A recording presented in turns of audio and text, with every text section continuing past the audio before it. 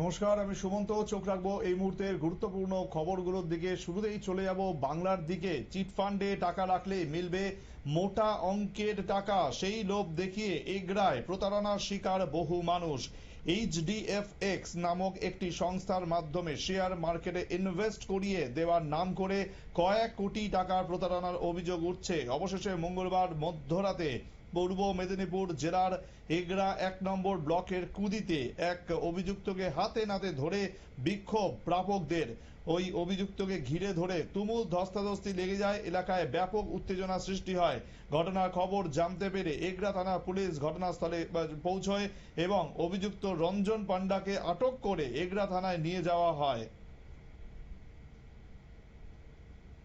বুঝতে পারবে এই বলে সে আমাকে শুরু করে 2022 সালের অক্টোবর মাসে আমার কাছ থেকে 1 লাখ টাকা নেয়। যখন সে ক্র্যাশ হয়ে যায় আমি আমার টাকা 1 লাখ টাকা তুলে নিই। তারপরে আমি আমার কাজ বন্ধ করে দিই।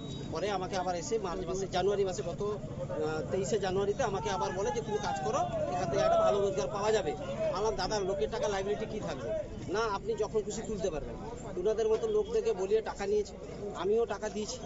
সাথে সাথে আমি একটা প্ল্যান করেছিলাম যে আমি এই টাকাটা রেখেছিলাম, আমি একটা ঘরে গাড়ি টাড়ি করবো বলে এরকম মানসিকতা নিয়েছিলাম। কিন্তু সেই ক্ষেত্রে সে আমার সেই টাকাটা নিয়ে আমার গাড়িটাকে নিয়ে ব্যবহার করতো, আমাকে গাড়ি রিটার্ন দিতে হবে। বলছে আমি অমুক টাকা খরচা করছি, 15 লাখ টাকা খরচা করছি, 16 লাখ টাকা খরচা করছি। আমাকে কিন্তু 1 টাকা রিসিভও দেখায়নি, কাগজও দেখায়নি। আমি বারবার চেয়েছি, দেয়নি।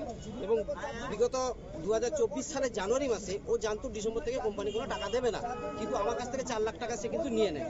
আমাকে 1 টাকা পর্যন্ত রিটার্ন দেয়নি। আমি বারবার চাওয়ার পরেও আমাকে টাকা না রিটার্ন দেওয়ার ফলে আমি হতগ্রস্ত হয়ে গেছি। জানতে পেরেছি যে কুদিতে ওনাকে একজন টাকা পাবে বলে এসে আমি দৌড়ে এসেছি। আমি আমার গাড়িটা উদ্ধার করতে চেয়েছি, আমাকে গাড়িটা আমার নিজের গাড়িটা দিয়ে দিক।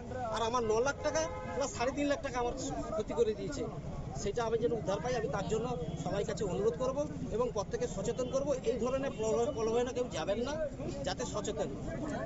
আপনি কি টাকা এবং গাড়ি ফেরত পেয়েছেন? টাটা দাদারা এই মুহূর্তে করেছে, কিন্তু টাটা গাড়ি আছে, গাড়ি কমপ্লিট করে দেবে বলেছে।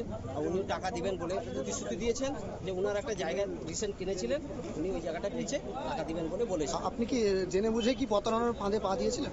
না স্যার, আমি বুঝতে পারিনি ও যে প্রতারণা যে করছে। মোট কত টাকা থেকে 4 লাখ নিয়েছে, আপনাকে 10,000 দিয়ে দিয়েছে।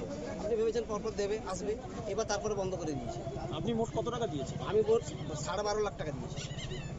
কি চাইছেন এখন? আমি চাইছি টাকাটা আমার মূলধন টাকাটাই আমার রিটার্ন হবে। যদি না পান সেক্ষেত্রে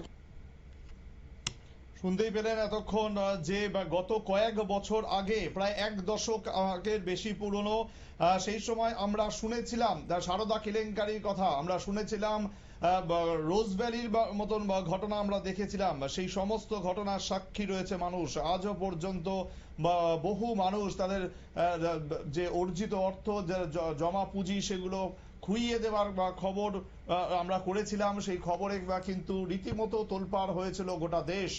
সেই জিনিস কিন্তু আরো একবার মনে করা হচ্ছে, ফিরে এলো, যেখানে এগরায়, পূর্ব মেদিনীপুরের এগরার খবর এতক্ষণ আপনাদের দেখাচ্ছিলাম, যেখানে যারা প্রাপক তাদের সাথে তাদেরকে প্রতারণা করা হয়েছে অভিযোগ, এবং সেই অভিযুক্ত রঞ্জন পান্ডা, তাকে ইতিমধ্যেই পুলিশ হেফাজতে নিয়ে যাওয়া হয়েছে। সময় একটা ছোট্ট বিরতির, সঙ্গে থাকুন।